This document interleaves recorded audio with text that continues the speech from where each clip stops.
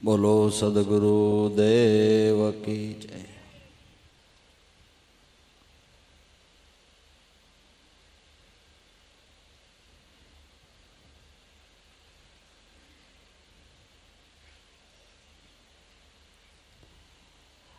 આપણે આપણા માટે રહેવાને કોઈ નિવાસ સ્થાનનો આરંભ કરીએ એટલે બંગલો બાંધવાનું પ્રયાણ કરીએ। સિવિલ એન્જિનિયર હોય એની પાસે પ્લાન કઢાવીએ, કામ શરૂ કરીએ, પણ ચણતર થઈ જાય અને આરસીસી કામ થઈ જાય એટલે પૂરતું કે ના? હજી એમાં લાદી અને પ્લાસ્ટર કરવું પડે। લાદી અને પ્લાસ્ટર થઈ જાય એટલે પૂરતું કે ના? હજી એમાં ફર્નિચર કરવું પડે। ફર્નિચર થઈ જાય એટલે પૂરતું કે ના? હજી એમાં જ્યાં જોઈએ એવો કલર લગાવવો પડે। કલર લગાવી દીધો એટલે પૂરતું કે ના? હજી જ્યાં જોઈ ત્યાં એવું રાસ રસીલું શોભા મેળવી પડે, ત્યારે બંગલો સુશોભિત થાય। એમ આપણને મનુષ્યનો અવતાર મળ્યો એ ખાલી ચણતર ને આરસીસી કામ થયું છે। હજી બધું લાદી પ્લાસ્ટર ને ફર્નિચર ને રંગરોગા અને રાસ રસીલું મેળવું બાકી છે। જીવનરૂપી બંગલાને સુશોભિત કરવો હોય તો સંતો છે ને, એ આ જીવન બંગલો કેમ સુશોભિત થાય એના એ સિવિલ એન્જિનિયર છે। દુનિયાભરની અંદર તમારા બંગલાને અતિ સુશોભિત દેખાડી દે સદગુરુ સંત કે તારે સર્વથી શિખર રૂપ બંગલો બનાવવો હોય તો પારસમણીના કર્યા પગથિયા, અકલમણીના ઓટા, જો એમાં સતનામની સીડી મંડાવી લે તો તારા મંદિર સૌથી મોટા। દ્વારા દેખ લે ભાઈ, જેમાં આપણા સદગુરુ સાહેબ એક છે। સર્વથી શિખર રૂપ મનુષ્ય જીવનરૂપી બંગલો અતિ સુશોભિત કે દુનિયાભરની કોઈ પણ વ્યક્તિ હોય એને એ બંગલો વાલો લાગે।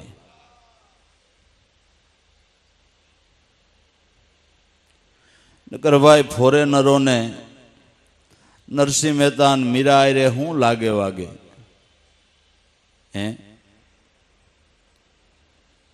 છતાંય કોઈ પણ દેશનો માનવ હોય આવી વિભૂતિ સંત મહાપુરુષ થકી એ બધાને આદર હોય છે, કારણ કે એના જીવનરૂપી બંગલાની શોભા એવી છે, એને કારીગર એવો મળી ગયો। સંત નામદેવજી મહારાજના જીવનનો એક પ્રસંગ છે કે સાંજનો સમય હતો। નામદેવજી મહારાજને 2 રૂમની એક નાની એવી પર્ણકુટી છે। એક રૂમની અંદર કુદરતી આગ લાગી, અગ્નિ લાગી, ઉપર ઘાસ ઘૂસથી સાવેલી પર્ણકુટી હતી। એક ઘરની અંદર આગ લાગી એટલે નામદેવજી મહારાજે ઠારવાને બદલે બીજા રૂમની અંદર જે કાંઈ હતું એ લઈને જ્યાં હળગતું તેમાં નાખવા માંડ્યા. અગ્નિદેવ આય રહી જાય છે, આ નહીં બાળ નાખો, આ હો થઈ બાકી રહી જાય છે. તમે મારા ઘરની અંદર પધાર્યા તો જરૂર હવે આનોય ભોગ લઈ લ્યો. ઠારવાને બદલે બીજા રૂમમાં હતું એ મીંડા એમાં નાખવા. બધું અગ્નિની અંદર બળી અને ભસ્મીભૂત થઈ ગયું. બીજે ત્રીજે દિવસે કોઈ એક પુરુષ ને એક સ્ત્રી નામદેવજી મહારાજની પર્ણકુટી બનાવવાને માટે આવી ગયા. તમારી પર્ણકુટી બળી ગઈ છે, અમે બનાવી દઈએ. સુંદર મજાનું શણતર કરી સાજ સજી અને પર્ણકુટી એટલી બધી સુશોભિત બનાવી. આડોશ પાડોશની અંદર બધા કહેવા લાગ્યા કે નામદેવજી, અમારે આવી પર્ણકુટી બનાવી છે, આ કારીગર ક્યાંથી આવ્યા હતા અમને કયો ને, અમારે એની પાસે કામ કરાવવું છે. કે આ કારીગર તો સ્વર્ગમાંથી આવ્યા હતા અને આવી બનાવી હોય તો મારી જેમ પેલા બધું બાળી દેવું પડે. મારી જેમ બધું બાળી દેવું પડે. मैं मेरा घर जला दिया, लिया अगन पलीता साथ, तुम्हें तुम्हारा घर जला दियो तो चलो हमेरी साथ. राम रस ऐसा है मेरे भाई, पिए तो अमर बनी जाए, पिए तो पार पहुंची जाए.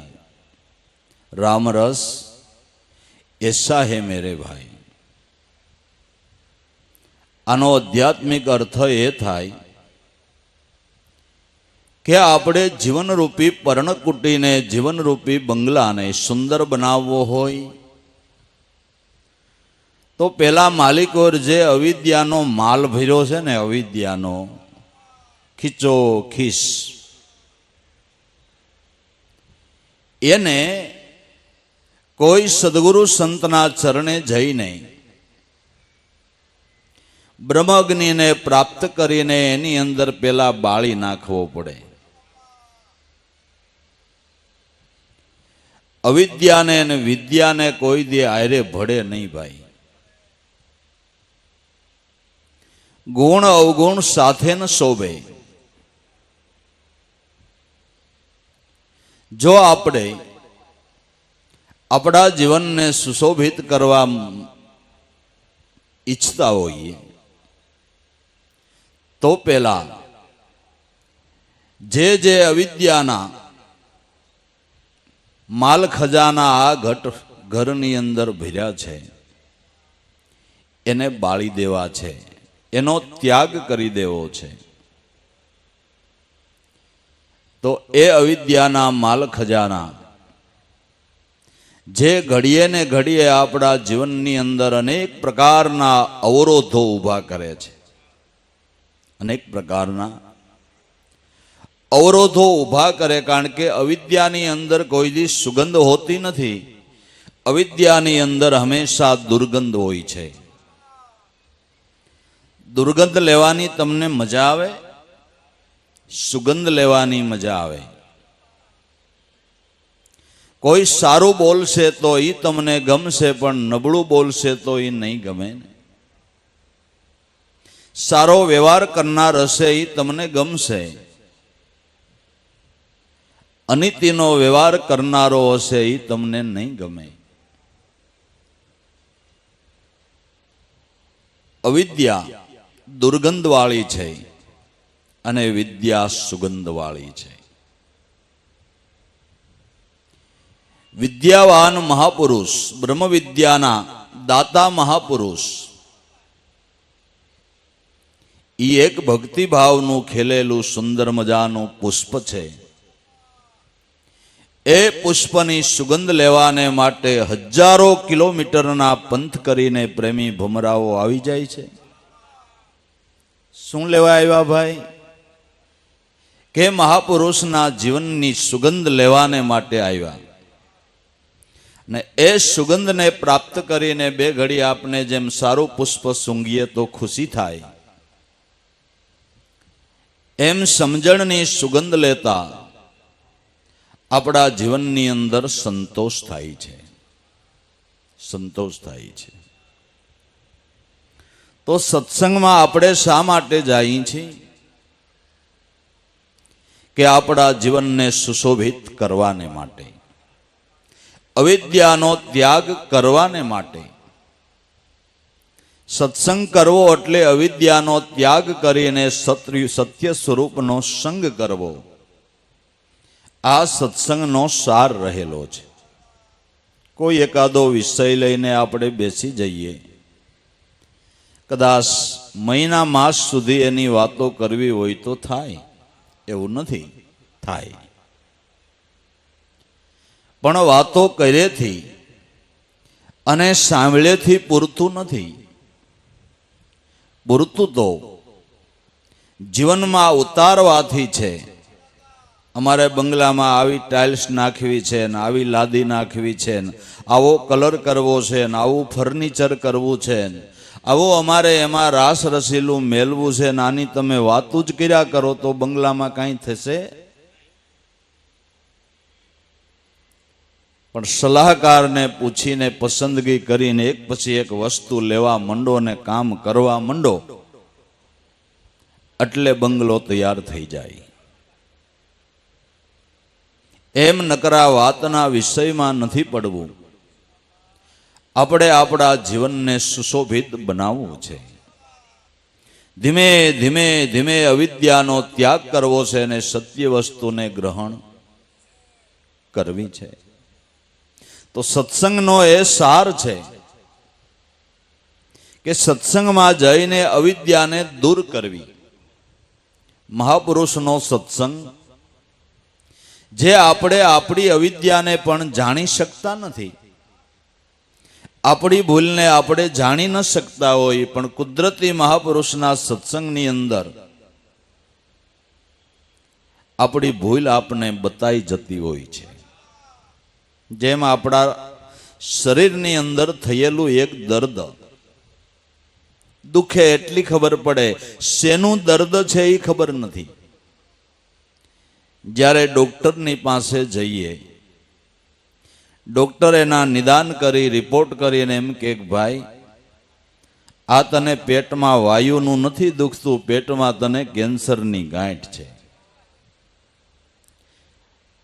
ગાંઠ હોવા છતાંય આપને ખબર નહોતી કે કેન્સરની ગાંઠ છે. એમ આપણા જીવનની અંદર કેન્સર રૂપી પતનની ગાંઠ થયેલી છે, એની આપને ખબર નથી. કેન્સરની ગાંઠ એટલે એકવાર દેહનો નાશ કરી જ રહે. એમ અતિ અવિદ્યાની ગાંઠતા એ પતનની ગાંઠ છે. જો સમયસર એનું ઓપરેશન નહીં થાય, સમયસર એના ડોઝ નહીં લેવાય તો આપણું જીવન પતનને માર્ગે જશે. પતન એને કહેવાય કે બીજી વાર મનુષ્ય અવતારની લાયકાત ન રહે. મનુષ્ય અવતાર છોડીને સીધે સીધું 84ની ખાણમાં જવું પડે, આને પતન કહેવાય છે. વાણ રે અંકારો વડા વેપારી, મૂળિયું જાતા નહીં હારી, પેઢી રે તણાબાવો લેખા માગશે, માટે વણજ કરવી બહુ બહુ વિચારી. બહુ વિચારીને વણજ કરવા જેવું છે. જે પેઢીના મુનિમ આપને શેઠે બનાવ્યા છે એ પેઢીમાં નફો નહીં કાઢીએ અને ખોટ કાઢશું તો એ પેઢી ઉપર પછી આપણને તે બેસવા દેશે નહીં. તું હવે માનવને લાયક નથી ભાઈ, તે કર્મ જ 84માં જવાના કર્યા છે, હવે તારા ભોગવટા તું ભોગવ. આ પતન. તો એવી જે ગુપ્તપણે રહેલી આપણી અવિદ્યા, સત્સંગ દ્વારા એ આપણી અવિદ્યાના ભૂલનો આપણી મોલ સંતો ઢગલો કરી દેતા હોય. એ જોઈને આપને અરુસી આવી જાય તો આપને એમ થાય કે આ મારામાં ભૂલ છે ને આ મારે તજવી જોઈએ. જે ભૂલને નથી જાણતા એને અનુભવી સંત બતાવી દે છે અને એને જ અનુભવની ધારા કહેવાય છે. એને માટે લગભગ પ્રશ્નાર્થીઓને પ્રશ્ન માટે કાગળ લખીને સંતોને દેવા નથી પડતા, એના સત્સંગની અંદર જ સમાધાન થઈ જાય એ અનુભવની ધારા છે. પૂછવું ન પડે. વગર પૂછે હજારો સાધકોના મનના પ્રશ્ન હલ થઈ જાય એ અનુભવની ધારા છે. સમાધાન થઈ જાય, રાજીપો થઈ જાય. તમે આ રિપોર્ટ કરી આવો ને આ રિપોર્ટ કરી આવો ને આ લેબોરેટરી કરો ને, પણ અમુક એવા નાયડ વૈદ છે કાંઈ એકેય લેબોરેટરી ન કરવી પડે, નાયડ જાલીને એમ કહી દે કે તને આ દર્દ છે. એને નાયડ વૈદ કહેવાય ને. નાયડ વૈદથી આગળ એક દ્રષ્ટિ વૈદ છે, એને નાયડે ન જાલવી પડે. તમને આમ સામા બેહારી તમારી સામે જોવે તા એમ કહી દે કે તને આ દર્દ છે. દ્રષ્ટિ વૈદ. અનુભવી સંત, અનુભવી મહાપુરુષ એ દ્રષ્ટિ વૈદ છે. દ્રષ્ટિ કરીને આપણા રોગનું નિવારણ કરી દે છે. એટલે સત્સંગની અંદર આપણે આપણી ભૂલ સુધારવાને માટે જઈએ છીએ. અવિદ્યાનો ત્યાગ કરીને સતનું સંગી બની જવું છે. એને કહેવામાં આવે છે સત્સંગી. કાયમ સતનો સંગી રહે એને કહેવાય સત્સંગી. અસતનો સંગ નહીં. અસતનો સંગ એ મોટામાં મોટો કુસંગ. અસતનો સંગ એ મોટામાં મોટો કુસંગ. તો હવે તમે એ પૂછશો કે અસત હું અને સત શું? અસત દેહ, ઇન્દ્રિયો, ઇન્દ્રિયોના વ્યવહારો, ઇન્દ્રિયોના વિષયો, એના ભોગવટા, આની અંદર જે મન લાગ્યું છે એ અસતનો સંગ છે, કુસંગ છે અને ભયંકર કુસંગ છે. આ કુસંગ સામાન્ય નહીં, ભયંકર છે કે જેની અંદર જરૂર સાધકનું પતન થાય છે. એ કુસંગ છોડીને મનને સતનું સંગી બનાવવાને માટે, સારામાં સારું આરોગ્ય કેળવવાને માટે અને એક વખત ગુરુગમ જ્ઞાનની ગોળી વિધિસર લેવાઈ જાય અને બરાબર એની પરેજી પડાય તો એક જન્મ નહીં, તમે જન્મ જન્મ નિરોગી રહ્યો. દેહે કરીને નહીં હો, મને કરીને. મન એક દેહ જ છે. દેહનો રોગ બહુ ભયંકર ન ગણવો, મનનો રોગ ભયંકર ગણવો.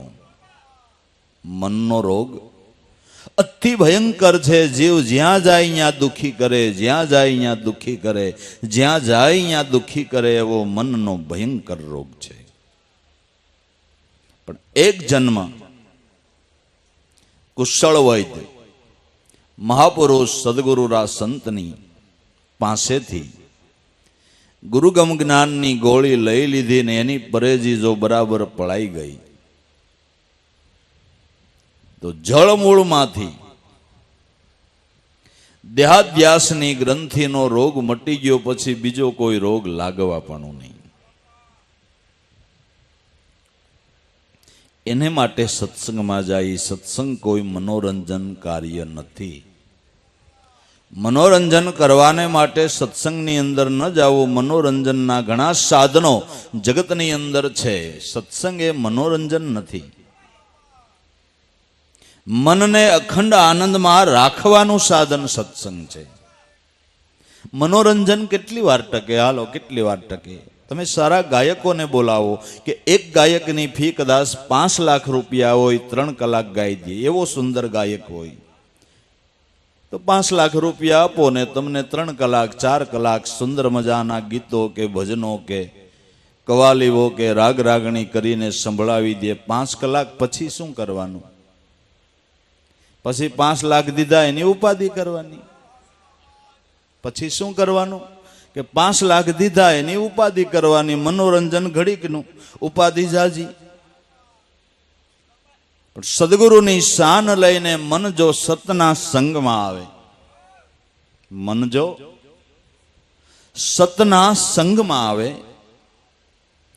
તો કોઈ દિવસ આનંદ ખૂટે નહીં. અને સ્વરૂપાનંદના મનોરંજન જેવું કોઈ મનોરંજન નથી. રસિયા જનમન રંજન દયા પ્રીતમ વ્રજરાય નટવર પ્રગટ મળે સુખ થાય અવિનાશી અખિલમાં બેઠો કહો કોનું દુઃખ જાય નટવર પ્રગટ મળે સુખ થાય વ્યાપકથી વાતો ન થાય તે વિના જીવ અકળાય રસિયા જનમન રંજન દયા પ્રીતમ વ્રજરાય. રસિયા પરમાત્મા જનના મનને રંજન કરાવનાર, આનંદ કરાવનાર, અખંડ આનંદ કરાવનાર. દાસ દયો કે પ્રીતમ પોતે વ્રજરાય છે. તમારે અખંડ મનોરંજન જોતું હોય, અખંડ આનંદ જોતો હોય તો એના શરણનો આશરો લ્યો ભાઈ, એના શરણનો આશરો લ્યો. બાકી વાતમાં એ માલ નથી. આ મનોરંજન તો બધા ઘડી ઘડીના છે ને મનોરંજન ઘડીના રોદડા પછી એટલા ચાલુ થાય છે. મારે ક્યાં ભાઈ બીજો દીકરો છે, એકનો એક છે, પરણાવી લઉં અને જમાવટ કરવી છે. એવડું મોટું ખર્ચ કરી નાખે, એવડું મોટું ખર્ચ કરી નાખે લગ્ન વિધિની અંદર, કરોડોના આંધણ દઈ દે. લગ્ન વિધિ તો 2, 3, 4 કલાકની ગાલો 2 દીની ગણી લઈએ આપણે. ને બહુ મોજ મજા કરવી તો ઘણા 5-5 દીના જલસા રાખે છે કે આજ આમ છે ને આજ આ પ્રસંગ છે ને આજ આ ફંક્શન છે ને ફલાણું ઢીકડું. લગ્ન વિધિ પૂરી થઈ, 400 મહિના થયા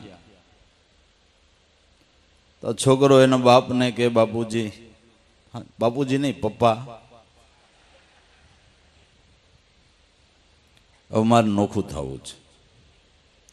અરે બેટા તારા માટે આટલું ખર્ચ કર્યું ને મારે તું એકનો એક છો અને તું નોખો થાતો પછી મારે શું કરવાનું? કે પણ પપ્પા શું કરું, મારી વાઈફને ફાવતું નથી. પણ તારી વાઈફને ફાવતું નથી પણ મારી લાઈફનું હું? આ કેટલી વાર મનોરંજન ટક્યું. ઘડી પલવારમાં અલ્પાઈ જાય છે જૈસે બાદલ સાયા ભજી લે હરદમ મેં રઘુરાયા. વાદળની સાયાને મટી જતા વાર ન લાગે એમ સંસારના સુખ નહીં સાયાને મટી જતા વાર ન લાગે. સાયા એવી લ્યો જન્મ જન્મ તમારા ઉપર એનું શિરસત્ર ઢળ્યા કરે. નરસિંહ મહેતાનો સામી સાંભળો મારે તો માથે ગિરધર રહ્યો છે ગાજી. વાલો પ્રેમને વશ થયો છે રાજી આમાં વળી હું કરે પંડિતને કાજી. વાલો મારો પ્રેમને વશ થયો છે રાજી. પરમાત્માનું શિરસત્ર માથે ઢળતું હોય, ઈ સાયા માથે ઢળતી હોય. ને પરમાત્માની સદગુરુ સંતની સાયા એવી છે તમે જ્યાં જાઓ ત્યાં ભેળી આવે. તમારી ઘેરે સુંદર મજાનો વડલો છે, આંબો છે, એની સાંયે તમે બેહો આવા ઉનાળાનો તો મજા આવે. પણ બજારમાં નીકળવું હોય ત્યાં વડલો ને આંબો ભેળો લઈને જવાય? એ સાયા ભેળી આવે? આવે? નો આવે ને. તો બજારમાં જવું હોય ને તડકો હોય તમે શું કરો? છત્રી લ્યો ને. છત્રી લઈને જ્યાં આપણે જવું ત્યાં સાયા ભેળી રહીએ. પણ છત્રીની સાયા કેટલી? મોઢું ઢાંકે ને પગ બળે. એ સાયા કેટલી? ત્યારે હરિગુરુ સંતની સાયા થોડ સૂક્ષ્મ અને કારણ ત્રણેયની અંદર શાંતતા આપી દે, શાંતિ આપી દે. તમને ક્યારેય ત્રિવિધિનો તાપ ન લાગવા દે. જ્યાં જાઓ ત્યાં ગુરુની સાયા ભેળી, જ્યાં જાઓ ત્યાં ગુરુની પારબ્રહ્મ સ્વરૂપ પરમાત્માની સાયા ભેળી. બાકી આ બધી સાયાઓ આવી છે. તો મનને સદાયને માટે કુસંગમાંથી છોડાવી દેવું છે. દેહની ઇન્દ્રિયો, ઇન્દ્રિયના વિષયો, એ વિષયનો સંગ એ મનને મોટો કુસંગ થયો છે. એ મનને સતનું સંગી બનાવવું છે. તો સત એવો ઈશ્વર, સત એવો તમારો આત્મા. મનને આ સતનું સંગી જે બનાવી શકે એને કહેવામાં આવે સત્સંગી. એને કહેવામાં આવે સત્સંગી, કે જે પોતાના મનને સતનું સંગી બનાવી શકે. અસતનું સંગી તો જન્માંતરોથી છે જ ભાઈ, અને હજી નહીં જાગીએ તો એ સંગ જ રહેવાનો. ને અસતનો સંગ છે ત્યાં સુધી ન ભૂતે ન ભવિષ્ય વાટ નહીં જોતા કે આપને જીવનમાં શાંતિ મળશે. ન ભૂતે ન ભવિષ્ય. અસતનો સંગ છે ત્યાં સુધી જીવનની અંદર શાંતિ નહીં મળે. શાંતિ જોતી હોય તો સતનો સંગ કરો. મનને સતનું સંગી બનાવવું છે. દેહ જ્યાં સત્સંગ થતો હોય ત્યાં બેહારી દઈએ એટલે સત્સંગી ન થઈ જવાય. મનને એમાં લગાડવું જોઈએ સંતોના શબ્દોમાં. ખાલી દેહ સત્સંગમાં કલાક બે કલાક બેહે, પણ મનથી જે ગ્રહણ કરવું જોઈએ ન કરીએ તો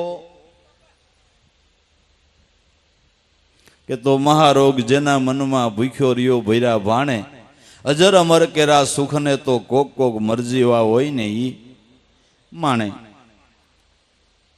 ભૈરા ભાણે ભૂખ્યો રહ્યો, દીધો શબ્દ પણ કાને ન ધર્યો. હે ઓળખો નહીં અણસારે, ભૂલવણીમાં હાલે ભટકતો કર્યા કર્મને પરમાણે, શબ્દને તો કોક સંત વિરલા જાણે. આ તો સમજાને પરમાણે, શબ્દને તો કોક સંત વિરલા જાણે.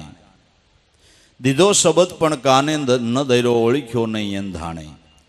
મહાપુરુષના શબ્દને ગ્રહણ મનથી ન કર્યો. સત્સંગી દેહને નહીં મનને બનાવવાનું છે.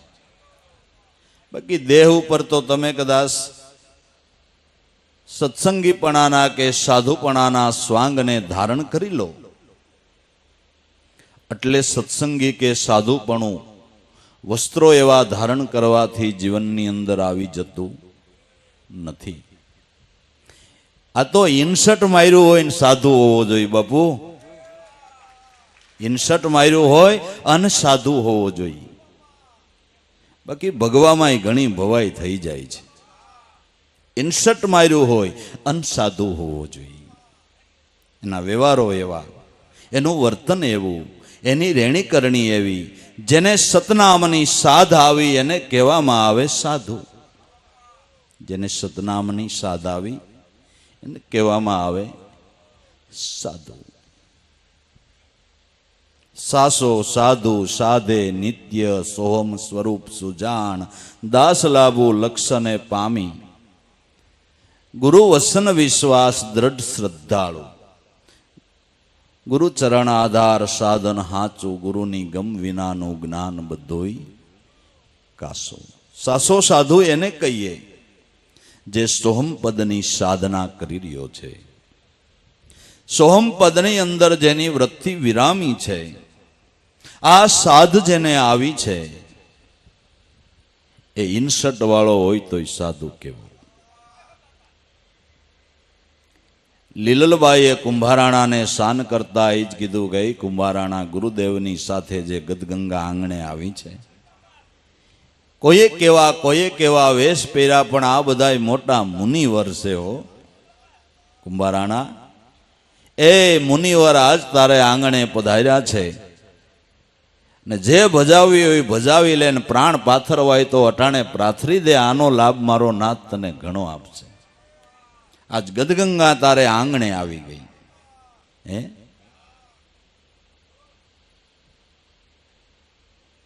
જેણે મનને નામમાં સ્થિર કર્યું એને મુનિવર કહેવાય છે, એને ખરો સાધુ કહેવાય છે. તો આવી રીતે મનને સતનું સંગી બનાવવું, સત એવો આત્મા. તો હવે આપણા માટે એ પ્રશ્ન રહ્યો કે કુસંગી છે એને સતનું સંગી કેવી રીતે બનાવવું? આત્મા જોઈ શકાતો નથી. ઈશ્વર સત્ય છે, આત્મા સત્ય છે, એને આપણે જોઈ શકતા નથી. તો મનને એનું સંગી બનાવવું કેવી રીતે? પ્રશ્ન છે આપણા માટે, આ પ્રશ્ન છે. તો અનુભવી સંતોએ કીધું કે આત્મા કેને કહેવાય પેલા સમજી લે. ઈશ્વર તત્વ શું છે એને પેલા સમજી લે, અને પછી એમાં મનને સ્થિર કરી. તો શબ્દ સ્વરૂપી સોહમ આત્મા જો નિજાનંદ અનુભવે, મિટા દે ટેવ પર ઘર ભૂંડા, લાભો નિજ ઘર સોઈ ઢૂંઢે. શબ્દ સ્વરૂપી સોહમ આત્મા. તો હજી આપણે પ્રશ્ન રહ્યો, શબ્દ સ્વરૂપી સોહમ આત્મા કયો શબ્દ? કે દરેકના પ્રાણમાં સોહમનાદ ગાજી રહ્યો છે એ શબ્દ. જેને ભક્તરાજ નરસિંહ મહેતાએ ગાયું, નિરખરે ગગનમાં કોણ ઘૂમી રહ્યો, તેજ હું એવો એક શબ્દ બોલે, ઈ નાથના ચરણમાં ઈસુ ચરણ હું, અવર ન દેખું કોઈ એની તોલે. આ શબ્દ બ્રહ્મ છે, બ્રહ્મનું સ્વરૂપ છે, ઈશ્વરનું નિર્ગુણ સ્વરૂપ છે.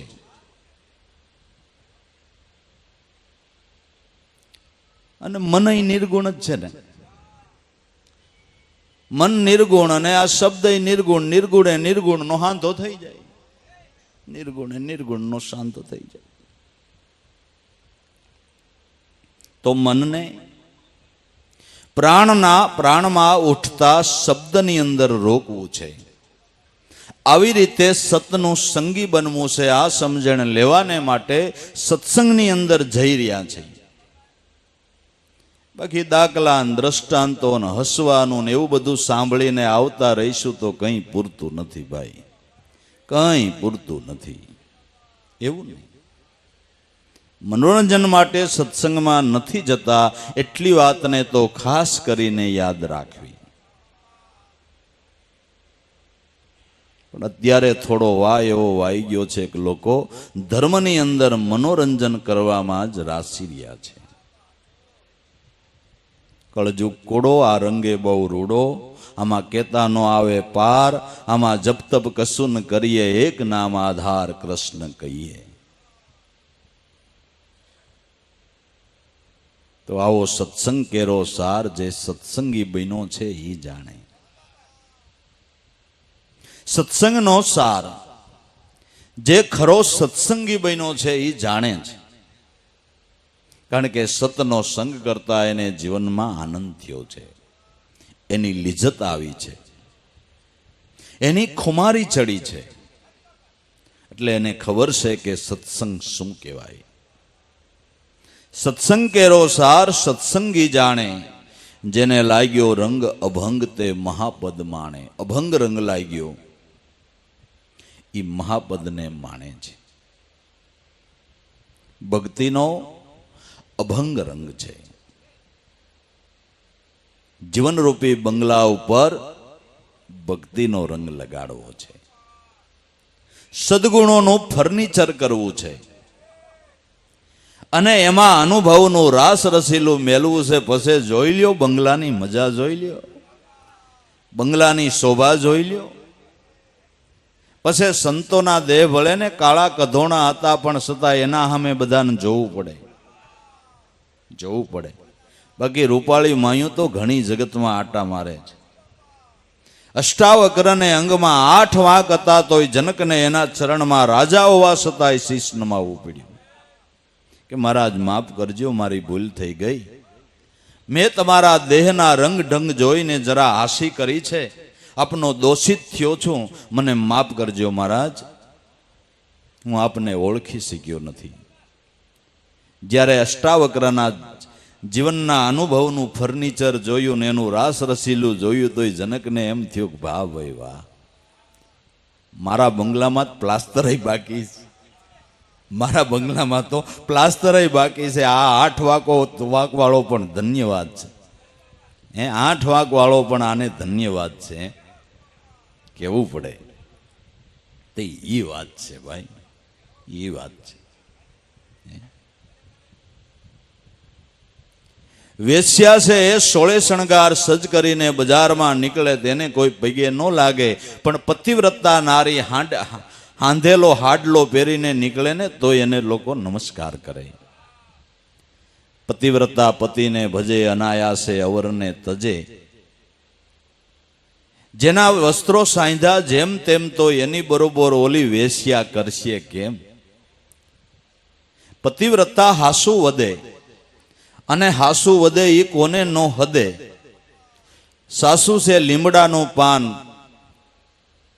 પણ એવું કડવું લાગે છે જીવને જ્ઞાન. પણ કડવે રોગ કાયાનો જાય, અને મીઠું પીએ એમ તો બમણો થાય. સંતોની પતિવ્રતા ભક્તિ છે, અને આપણી વૃત્તિ વેશ્યા જેવી છે, જ્યાં ને ત્યાં લોભાતી હાલે છે.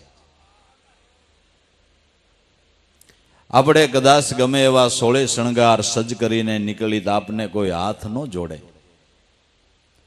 અમુના એમ કે સકી ગયો લાગે, શું કે સકી ગયો લાગે છે. મેલા વસ્ત્રે સંત નીકળે ને તો લોકો એને નમસ્કાર કરે છે, નમસ્કાર કરે છે. એટલે આ સત્સંગનો સાર છે. સત્સંગ કેરો સાર સત્સંગી જાણે, જેને લાગ્યો રંગ અભંગ. ભક્તિનો અભંગ રંગ છે. લાગ્યા પછી જન્માંતરોએ આ ભક્તિનો રંગ કોઈ દિવસ જતો નથી, અને વયો જાય એને ભક્તિનો રંગ ખરેખર લાગ્યો જ ન હોય. લાગે તો કોઈ દી જતો નથી, અને જતો રહે એને લાગ્યો નથી. આ હિસાબ સોખો જ છે, આ હિસાબ સોખો જ છે. જતો રહ્યા એને લાગ્યો નથી, લાગે એને જતો નથી. એના જીવનની અંદર ગમે એટલી આફતો આવે, પણ ભક્તિનો રંગ કોઈ દી જતો નથી. નહીં, આખું જગત એનું વેરી થાય ને તોય ભક્તિનો રંગ ન જાય, ન જાય. એ પાકો રંગ લાગ્યો રંગ અભંગ. એ મહાપદને માણે. મહાપદ એટલે જે પદથી જગતમાં કોઈ મોટું પદ નહીં, એનું નામ મહાપદ. તો તમે એક ઊંડું ચિંતન કરો,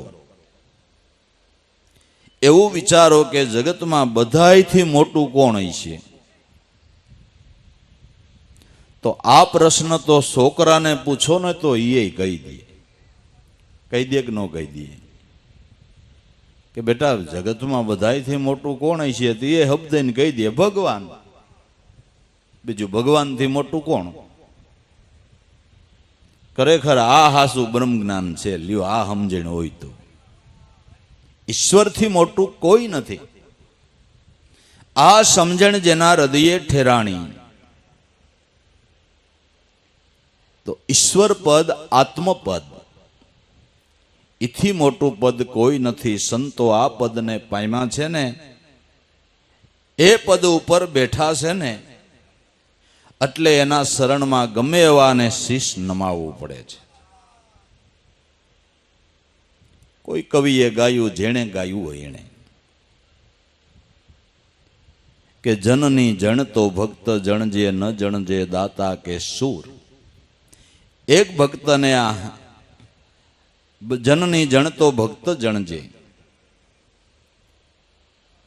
ન જણજે ધનવંત.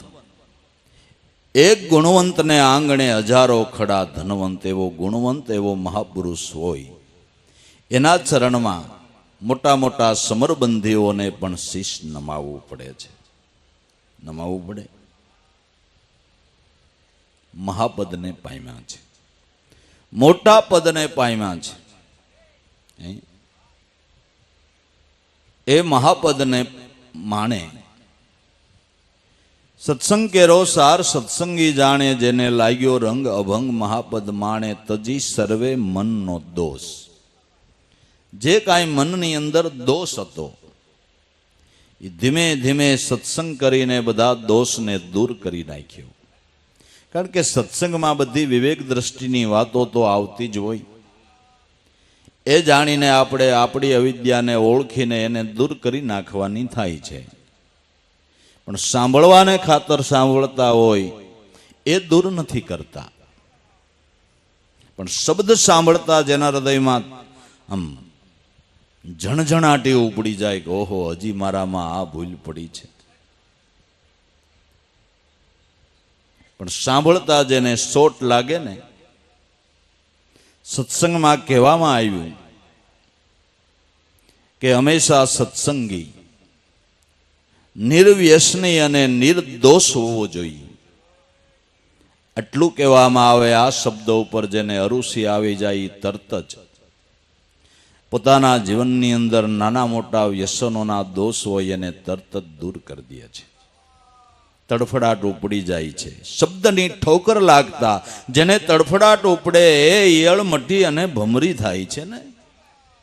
બધી ઈયળો ભમરી નથી થતી. એક વાતનો ખાસ ખ્યાલ રાખવાનો. ભમરી જે ઈયળને ડણક મારે,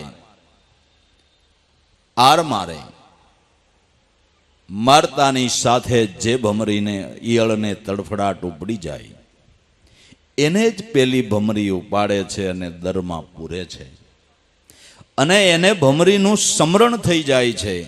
અને સમરણ માત્રથી જ ઈયળમાંથી ભમરી બને છે.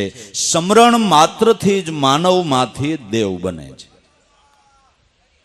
એનું કોઈ કેમિકલ થોડું આવે નહીં. વ્રતો નિયમો ઉપાસનાઓ નહીં, સમરણ માત્રથી માનવમાંથી દેવ બને છે. પણ સમરણ કેને થાય કે સત્સંગના શબ્દ સાંભળતા જેના હૃદયની અંદર ઝણઝણાટી ઉપડી જાય, ઝણઝણાટી ઉપડી જાય કે આહા, ધિકાર છે મારા જીવનને અટાણ સુધી આટલા વર્ષો અંધારામાં કાઢ્યા. હજી આટલા એટલા દૂષણો મારામાં રહેલા છે, આને મારે દૂર કરવા જોઈએ. વેવલાવની ભક્તિ એ નથી છે.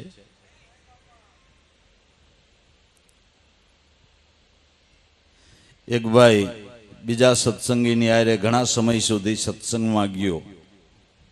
જેના સત્સંગમાં જતા હતા એ મહારાજને જે આરે જાતો તો એને ફરિયાદ કરી કે બાપુ આ બીડી બહુ પીએ છો, આને મુકાવી દો ને.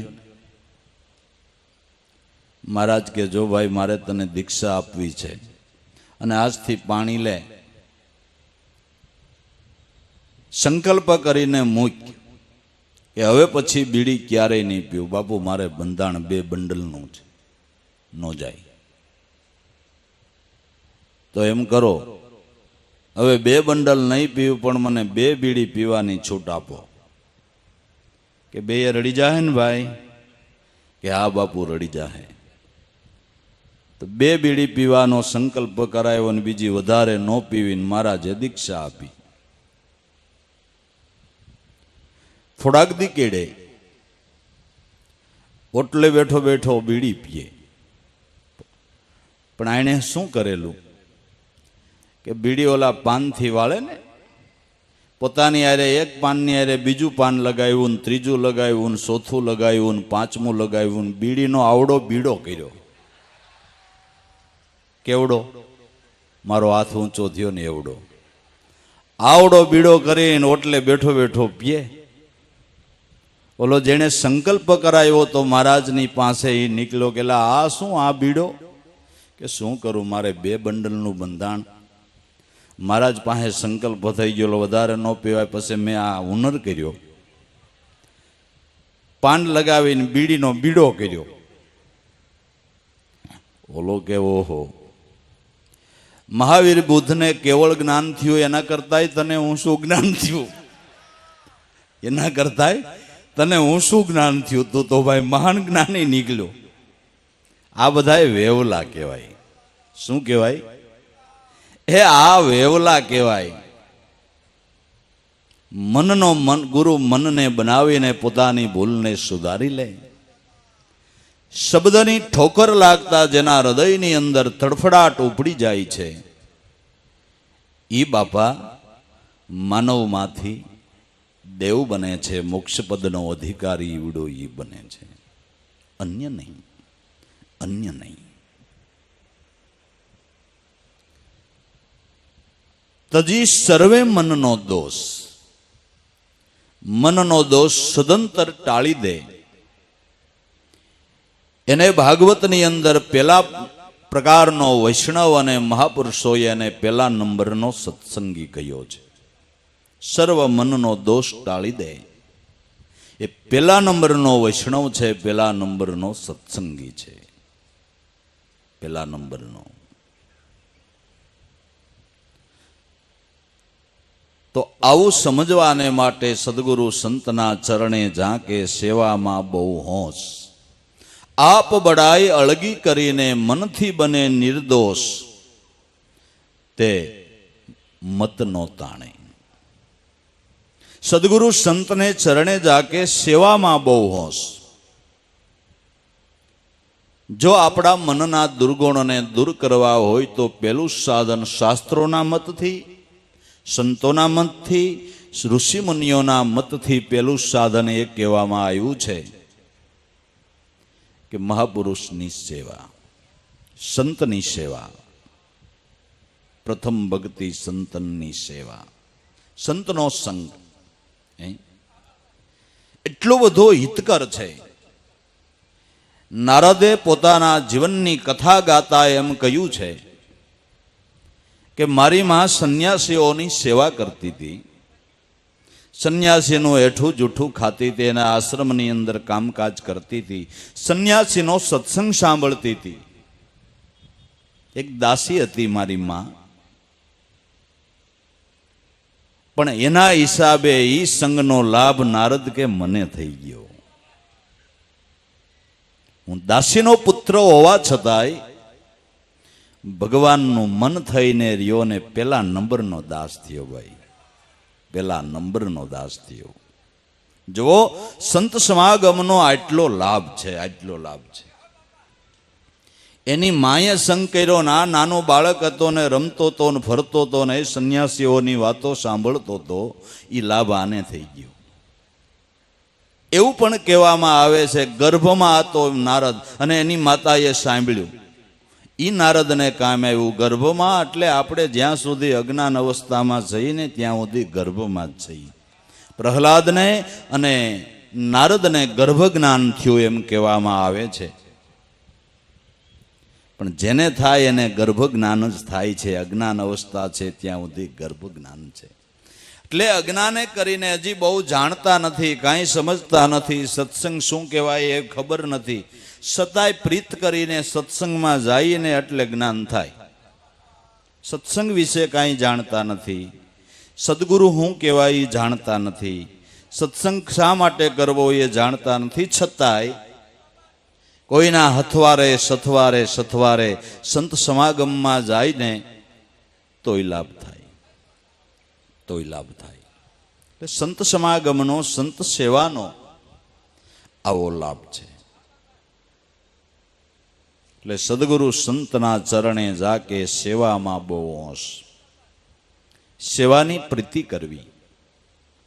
સેવા એવું સાધન છે કે જે સાધન દ્વારા પરમાત્માની કરુણા આપણા ઉપર ઉતરે છે.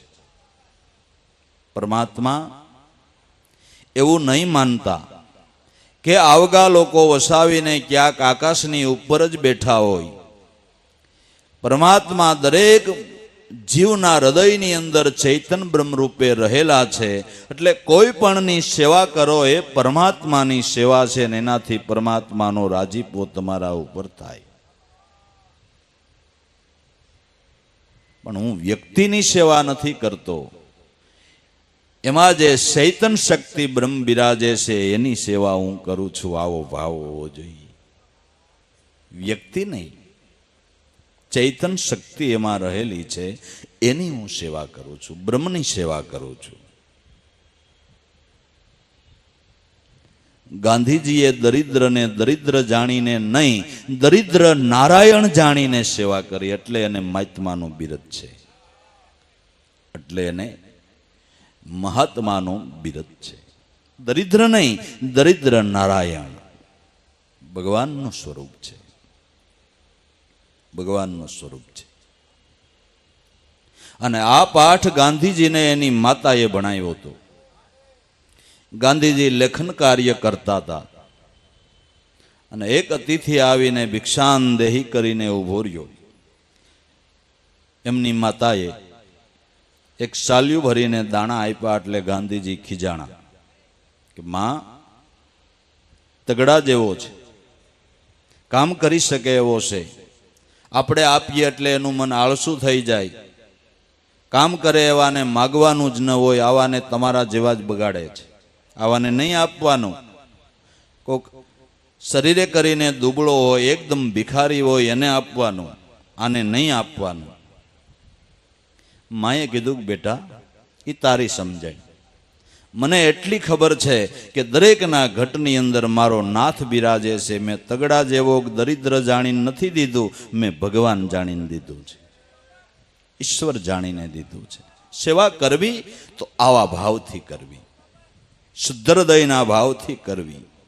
આ સમજણ મા પાસેથી મળી હતી. ગાંધીજીએ દરિદ્ર નારાયણ જાણીને સેવા કરી છે, દરિદ્ર નારાયણ જાણીને સેવા કરી છે. સેવા એ પરમાત્માનો આશીર્વાદ લેવા માટેનું ઉત્તમમાં ઉત્તમ સાધન છે, ઉત્તમ સાધન છે. પણ સેવા કેમ કરાય એ જ અત્યારે લોકોને ખબર નથી. પેલા મા બાપની સેવા ન કરે, એને તૃપ્તિ ન આપે, એને પ્રસન્ન ન કરે, એનો રાજીપો ન લે, એનો આશીર્વાદ ન લે, પછી સેવા ન કરી હોય એટલે પછી માતા પિતા વયા જાય, પછી કાંઈ ઘરમાં નડતરા આન તેન ફલાણું ઢીકડું થાય, એટલે કે તમને પિતૃ નડે છે, તમને પિતૃ નડે છે. પિતૃ એટલે આપણા વડીલો, આપણા માતા પિતા, એ જ આપણા પિતૃ છે. એ માતા પિતાની જેણે સેવા કરી લે, એનો આશીર્વાદ લઈ લે, એને કોઈ દી પિતૃદોષ ન લાગે, એને કોઈ દી પિતૃદોષ ન લાગે. હવે માતા પિતાની સેવાની ખબર નથી, એ બીજાની તો ક્યાંથી કરે ભાઈ કરે. મા બાપની સેવાની ખબર ન હોય તો બીજાની સેવા તો એ ક્યાંથી કરે. તો અત્યારે કળીકાળની અંદર સંતોનો મત એવો કે છે કે સેવા ભક્તિ એ ઉત્તમમાં ઉત્તમ સાધન છે. કળીકાળમાં સેવા ભક્તિ ઉત્તમ ધર્મ ગણાય. અનુરાગી થઈને વર્તે જગતમાં બંધન મુક્તિ થાય. રામને સિદ્ધને ભૂલી જાય દાસ સત્તાર. સેવા ભક્તિ ઉત્તમ સાધન છે. એનાથી પરમાત્માનો આપણા ઉપર રાજીપો થાય. ઘટોઘટની અંદર એ બિરાજમાન છે. પશુ પક્ષી જગજીવન કો जिसने अपने समझान सदा सबका परिपालन नित्य किया. इन्हें विप्र ने दान दिया कि न दिया. नाम लिया हरि का जिसने इन्हें और का नाम लिया कि न लिया.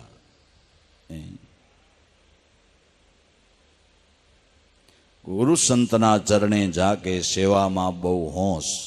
आप बड़ाई अळगी करीने हमेशा पोते पोताना डापणने एक बाजू मेलवू जोईए. तर्क बुद्धि नो विषय भक्ति में न आवे बाबू. तर्क बुद्धि ने हूपणाना जोर ने एक बाजू मेलवानुं छे. ए डापण आमा भक्ति मार्ग में कायम आवतुं नथी.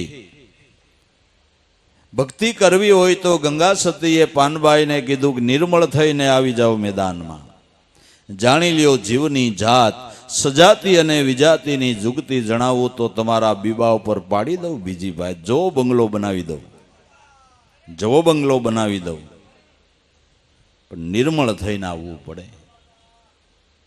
આમાં મનની હોશિયારી કાયમ નથી આવતી.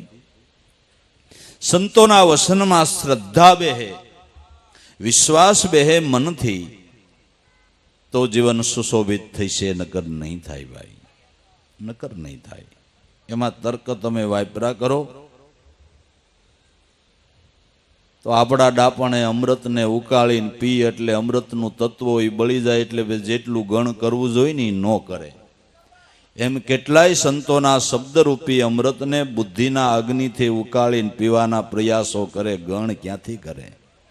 ગણ ક્યાંથી કરે? અમૃતને ઉકાળવાનું ન હોય, અમૃતને સીધું પી જવાનું હોય. એને કંઈ કરવાનો વિધિ જેમાં આવતો નથી, સીધું પીવાનો જ વિધિ આવે છે અમૃતને. પણ બુદ્ધિવાદીઓ સંતોના અનુભવના અમૃત જેવા શબ્દોને બુદ્ધિથી ઉકાળીને પીવાના પ્રયાસો કરે એટલે ગણ થતો નથી. આપ બડાઈ અળગી કરીને મનથી બને નિર્દોષ, મનથી હાવ નિર્દોષ બની જાય. મન નિર્દોષ ક્યારે બનશે? કે સરિતા સિંધુમાં સમાય ત્યારે નિર્વિક થાય. સરિતા જ્યારે સિંધુની અંદર સમાઈ જાય ત્યારે નિર્વિક બની જાય છે. ગમે એવી ડોળી નદી કેમિકલનું પાણી હોય પણ સમુદ્રમાં ભળે એટલે સમુદ્ર રૂપ બની જાય. સરિતા સિંધુમાં સમાય ત્યારે નિર્વિક થાય. એમ સરિતા નામ આપણી વૃત્તિ સમજવી, મનની વૃત્તિ. આ વૃત્તિ સિંધુ બ્રહ્મ સાયર છે, શબ્દ બ્રહ્મ એ બ્રહ્મ સાયર છે. આ સાયરની અંદર જ્યારે વૃત્તિ સમાય ત્યારે મનની વૃત્તિ સમાતા મન સાવ નિર્વિક બની ગયું, એકદમ નિર્મળ બની ગયું, એકદમ પવિત્ર બની ગયું. જેનું મન નામમાં વિરાયમું એ પવિત્રપણાને પ્રાપ્ત કરી શક્યો, એને જળથી નાઈને પવિત્ર થવાની કંઈ જરૂર નથી. શબરી બેલની છોડી હતી પણ માતંગ ઋષિની એવી સેવા કરીને એવો ભક્તિભાવ કેળવી અને નામની અંદર સ્થિર થઈ ગઈ. ત્યારે માતંગ ઋષિએ એના શિષ્યોને કીધું કે શબરી એટલી બધી ભક્તિભાવથી પવિત્ર થઈ ચૂકી છે કે આ શબરી ઉપર હજારો બ્રાહ્મણોના બ્રાહ્મણત્વને આને નોસાવર કરી દેવા જોઈએ. હજારો બ્રાહ્મણોના બ્રાહ્મણત્વને આના ઉપર નોસાવર કરી દેવા જોઈએ. એટલી બધી શબરી પવિત્ર બની ગઈ છે, ભક્તિભાવથી પવિત્ર. ગુરુ માતંગ ઋષિ દેહને નવરાવીને અત્તર સાડી ગયો એટલે મૂર્ખને ગમે એટલા ઘરેણાના અલંકાર સારા પહેરાવો ને, એ બધાય અલંકારને વિંધીને એની ભૂંડાઈ બાળી નીકળે. બધાય અલંકારને વિંધી અને એની મૂર્ખતા બારી નીકળે. નીકળે કે ન નીકળે? ગમે એવો શણગારો શું કામનો? એક મોટા શેઠ હતા. શેઠને એક જ દીકરો, રૂપાળો એટલો, શોભાનો કોઈ પાર નહીં, એટલું સૌંદર્ય, પણ ઉબળો માળ હાવ ખાલી, જરા એમાં કાંઈ રસ રચીલું નહીં, હાવ માળ ખાલી.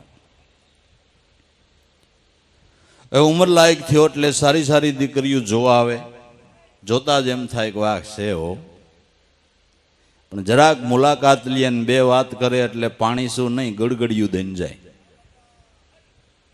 નામ હાંગો.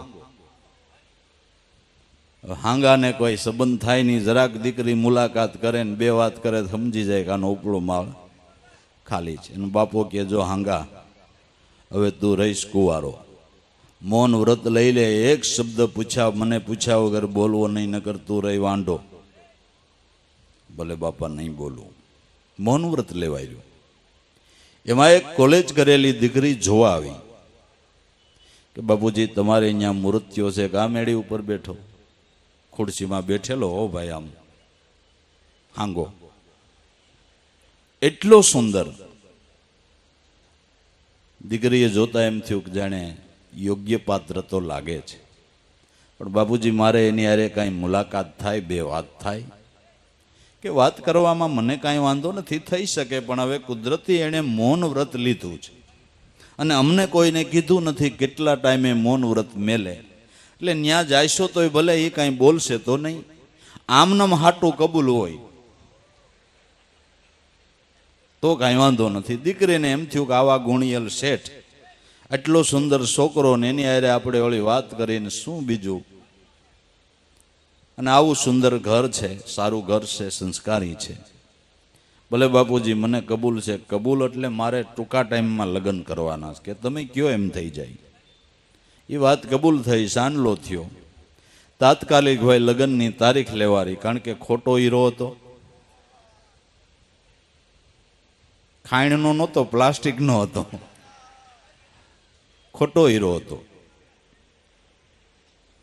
મંડી તડામાર તૈયારી થવા, ભાઈ ગીતડિયા મીંડા ગવાવા, લગ્ન આવી ગયું, માંડવો નખાણો, મોટા વર વિવાહ થયા. પણ આને મોન નહીં, મોન કંઈ બોલવાનું નહીં.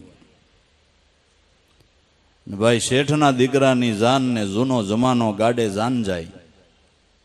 ઓલો કે મારું વરનું ગાડું, ઓલો કે મારું વરનું ગાડું. એ ભાઈ 100-200 ગાડા, ભાઈ એમાં હારા બળદ હતા, એ ગાડું હાંગાનું કર્યું વરરાજાનું. જાન ઉપડી વેલી, વરરાજાની ગાડામાં સાબની બેક મેલીને ગાડા થયા રવાના. હરખો પટ મેદાન આવ્યો અને ખેડૂત જુવાનિયાઓ રાવે ચડ્યા. ઓલો કે હું મોર ગાડું કરી દઉં, ઓલો કે હું મોર ગાડું કરી દઉં. એ બળદોને દોડાવ્યા. એમાં વરનું ગાડું, ભાઈ બળદ બહુ લોઠા અને જાય ઠેકતું. એક ઝેર ઓદો આવ્યો અને સાબની બેક ઉલ્લીને પડી ગઈ. કોઈને ખબર નહીં, હાંગાને ખબર પણ મોન હતું, સાંગાને ખબર પણ મોન હતું, એટલે કે બોલાય નહીં. તારે જ્ઞાન ખબર પડી કે એલા બેંક ક્યાંક પડી ગઈ સાબની, કોઈનો ભાઈ અંધારી રાત ને કાળી રાત ને કાળી બેક, કોને ખબર આમાં ક્યાં ઉલ્લીન પડી. બધા જાનૈયાને જાનડિયુંને પૂછી વળ્યા, કાંઈ ખબર નથી. હાંગાને યાદ આવ્યું, એક જણે પૂછ્યું, હાંગા તને ખબર છે? મને ખબર હે. તે હાળા ફટાય નહીં કે પણ બાપુજી ના પાડી છે, નહીં બોલો. પણ આપણે નુકસાન થાય તો યાર બોલાય, કે હવે નુકસાન થાય તો બોલીશ. તો ક્યાં પડી છે? ઓલું ઝાડ આવ્યું ને ઓલું ઠેકાણું, જે ઘોડા ધોડાવ્યા, બેક તો મળી ગઈ. વરના બાપે ગોરને કહી દીધું 25,000 રૂપિયા જે વધારે થાય લઈ લેવાના, બાકી મોડું કરવાનું થતું નથી. વાંધો નહીં. એ ભાઈ તડામાર વિધિની તૈયારીઓ, હામૈયું આવ્યું ને તરત કે વરઘોડો તૈયાર કરો. સાંગાને માંડવે લઈ ગયા ને પોખ્યો ને માંડવામાં બેહારી દીધો. દીકરી ભણેલ ગળે પણ બાપ બિચારો ગરીબ અને સામાન્ય ઘર, નીચા નીચા નેવા, નેવાની અંદર ખીલ્યું આમ લબડે. ફટાફટ વિધિ પતાવે ને ગોર બાપાએ અવાજ કરી નાખ્યો, કન્યા પધરાવો, સાવધાન, સમય વર્તે સાવધાન. કન્યા તો તૈયાર જ હતી. તરત જ માણસો દોરીને આવ્યા. જ્યાં ખીલી લબડે નિશા નેવા, આંગો બેઠો બેઠો જોવે કે આની નીચેથી આગશે ને તો ઘર છોડું ફાટશે. અને વણે ન્યાથી જ હાકી અનહાંગે પડકાર કર્યો કે બેન તમારું ઘરસોળું ફાટી જશે. ઓલાએ પગ દબાયો, સાનમુનો રે કઈ બોલોમાં બાપાએ કીધું નુકસાન થાય બોલવાનું. હવે આપણે ક્યાં થાય છે, એને થાય છે. આપણું નુકસાન હોય તો બોલવાનું. એ વાત તો માન રાખી દીધી. વળી વિધિ શરૂ થઈ. લાવો ધ્રુવપ્રાવલી, લાવો રૂપાનાણું. રૂપાનાળું ન હોય તો કન્યા વરરાજાના હાથમાંથી વીંટી કાઢી લે, હસ્તમેળાપ કરેલો, કન્યા તૈયાર, ભણેલી ગણેલી, વરરાજાના હાથમાંથી વીંટી મંડી કાઢવા. હાંગો કે નુકસાન થાય છે, નહીં બોલવું તો કેમ થાય? હવે બોલવું જો. એટલે બોલ્યો હાંગો કે બાપા આ મારા હાથમાંથી વીંટી કાઢી લે. પછી કહેતા નહીં હાંગો બોલ્યો નહીં. ગમે એટલો શણગાર સજાવ્યો હોય, મૂર્ખતા બહાર આવે કે ન આવે? આવે ને. બે માળાઓ હારી રીતે ડોકમાં નાખી દઈને એવો વેશને ધારણ કરી લઈએ એટલે હું સાધુપણું આવી જાય એમ ના રે ભાઈ. મૂર્ખતા છે એ બારી આવશે. અને જો પવિત્રપણાને પ્રાપ્ત કર્યું છે તો સામાન્ય વસ્ત્રો હોય છે તોય તમારું પવિત્રપણું બહાર દેખાશે, બહાર દેખાશે. આભાસો કરવાની જરૂર નથી. નહીં આડંબરો કરતા, નહીં કોઈ સ્થાન પણ ધરતા. વાયુસમ વિશ્વ વિસરનારા તણા વ્યવહાર જુદા છે. જગતમાં જ્ઞાની ને વિદ્વાનના વ્યવહાર જુદા છે. વધુ વિચારે તો મોક્ષના માર્ગ પણ જુદા છે.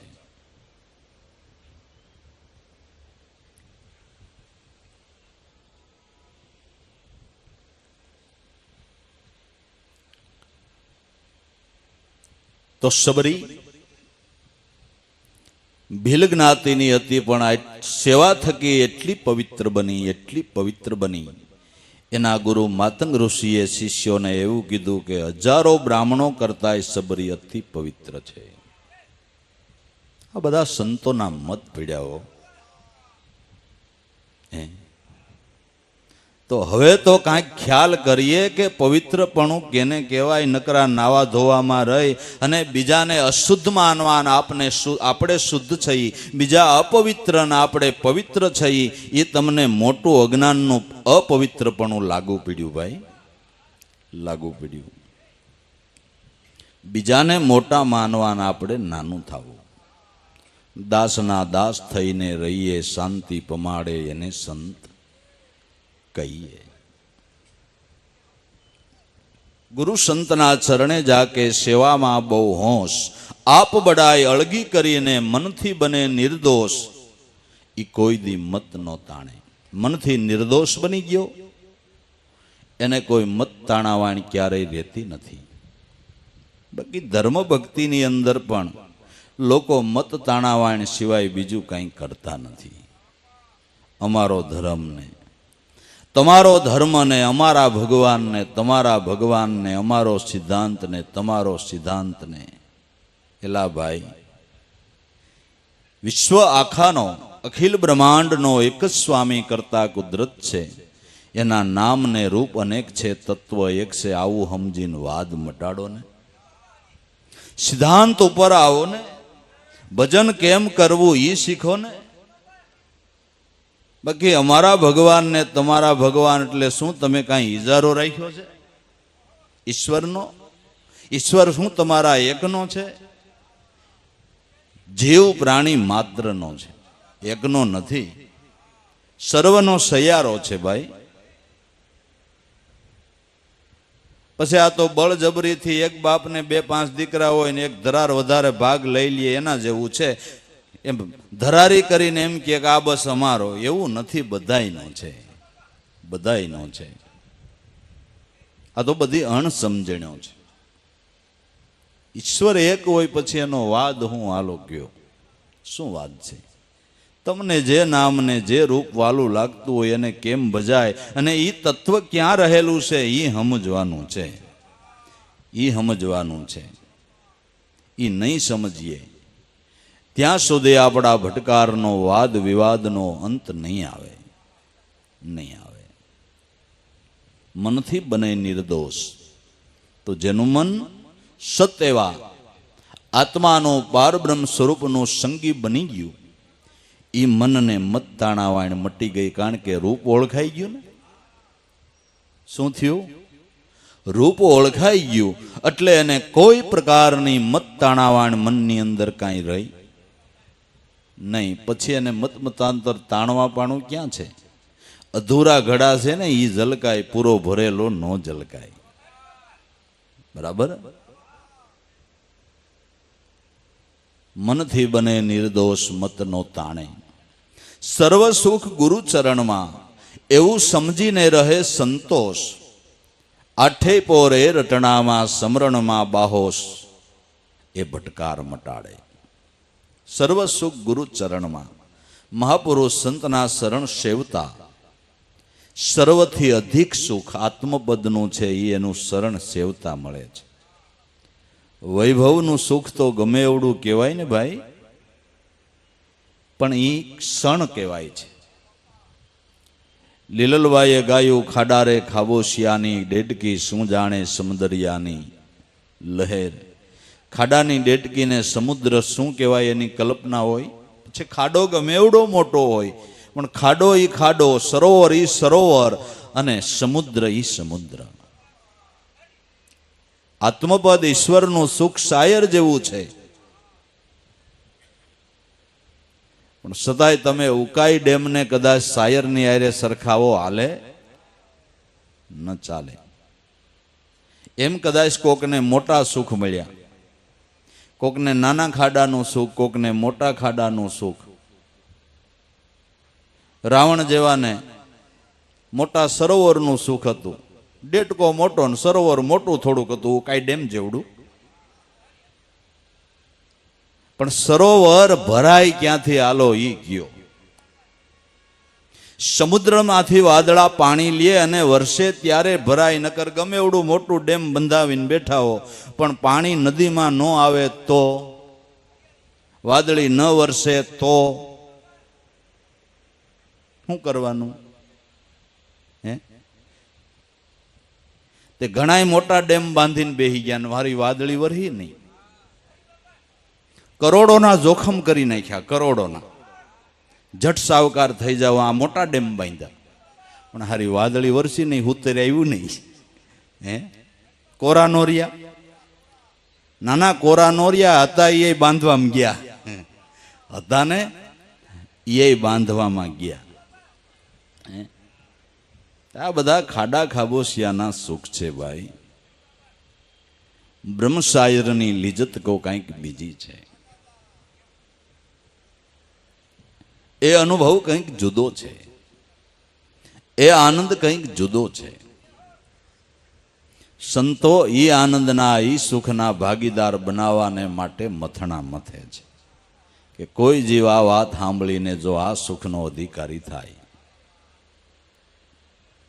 તો એ સુખ કોઈ દી ખૂટતું નથી, તૂટતું નથી.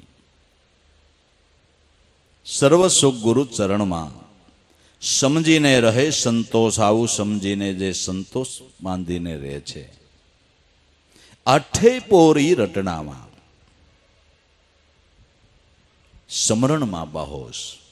જો આવા અવિશળ સુખને પામવું હોય તો મત્તાણાવાણ મેલીને મનવૃત્તિને ઈશ્વરના નામમાં જોડો, એનાથી એકાગ્રતા સાધો, એનાથી તારે તાર મિલાવી લ્યો. સમરણમાં બાહોશ બની જઈએ, સમરણમાં હોશિયાર બની જઈએ, સમરણમાં ડાયા બની જઈએ. સમરણમાં બાહોશ એ જન્મ જન્મના ભટકારને એ અંશ મટાડી દે, અને જે મનનો ભટકાર મટી ગયો એ હંસ પરમહંસ બની ગયો. જ્યાં સુધી સાત્વિક ભાવના આપણા હૃદયની અંદર આવી, ભાવના ભક્તિ કરવાની થઈ, ત્યાં સુધી આપણે હંસ છીએ. પણ હંસ મોતીનો ચારો સરવા માંડે, હાચા મોતી શબ્દ બ્રહ્મનું ચિંતન કરવા માંડે, એટલે હંસ છે એ પરમહંસ બની જાય.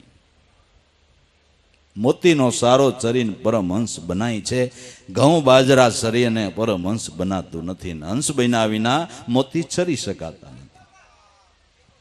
હાચા મોતી મહાપુરુષોના અનુભવના શબ્દ અને કેવળ અમૂલ્ય મોતી તમારા પ્રાણની અંદર જે શબ્દનો ધ્વનિ ઉઠે એ અમૂલ્ય મોતી છે. એનું સુરતાની શ્વાસથી જો કોઈ ચણી લે તો એ અંશ પરમહંસ બની જાય. પરમહંસ બની જાય. સંતોને પરમહંસની ઉપમા છે. પરમહંસની ઉપમા છે. સત્વગુણ પ્રધાન મન બન્યું એ અંશ બન્યું, અને સત્યનું સંગી બની ગયું એ પરમહંસ બની ગયું. પરમહંસ બની ગયું. પરમહંસ કેમ બનાતો હોય છે? આમ બનાય, આમ બનાય. પરમહંસ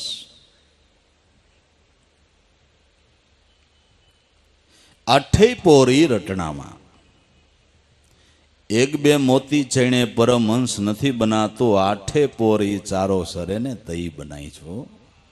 પરમહંસ કાંઈ એક બે મોતી ચણે ન બનાય. આઠે પોર ઈ ચારો ચરે ત્યારે પરમહંસ બનાય. આઠે પોરી રટણામાં સમરણમાં બાહો સે ભટકાર મટાડે. આવો સત્સંગ કેરો સાર. કોઈ સત્સંગી જાણે જેને લાગ્યો છે રંગ અભંગ તે મહાપદ માણે તજી સર્વે મનનો દોષ. સત સ્વરૂપી અમર આત્મા અજંપા આનંદ કોષ. શબ્દનાદ સુરતાથી જાણો જે ગુરુ વસનનો ઘોષ હરદમ ગાજે. શબ્દ સ્વરૂપી સોહમ આત્મા. શબ્દ સ્વરૂપી સોહમ આત્મા. અજંપા આનંદ કોષ એનો અજંપા કોષ છે. પાર બ્રહ્મ સ્વરૂપનો ખોરાક અન્ન નથી, ફળ ફૂલ નથી. પાર બ્રહ્મ સ્વરૂપ આત્મારામનો ખોરાક અજંપા છે. એનો અજંપા કોષ છે. એ આ આહારથી રાજી થાય છે. જો ભગવાનને રીઝવવો હોય તો એને અજંપાનો પ્રસાદ ધારણ કરાવો. અજંપાનો પ્રસાદ ધારણ કરાવો. અજંપા આનંદ કોષ. શબ્દનાદ સુરતાથી જાણો. જે શબ્દનાદ થઈ રહ્યો છે એને સુરતાથી જાણો. જે ગુરુ વસનનો ઘોષ હરદમ ગાજે. દરેકના ઘટની અંદર આ પરમાત્માનો શબ્દ ધ્વનિ ગુંજી રહ્યો છે.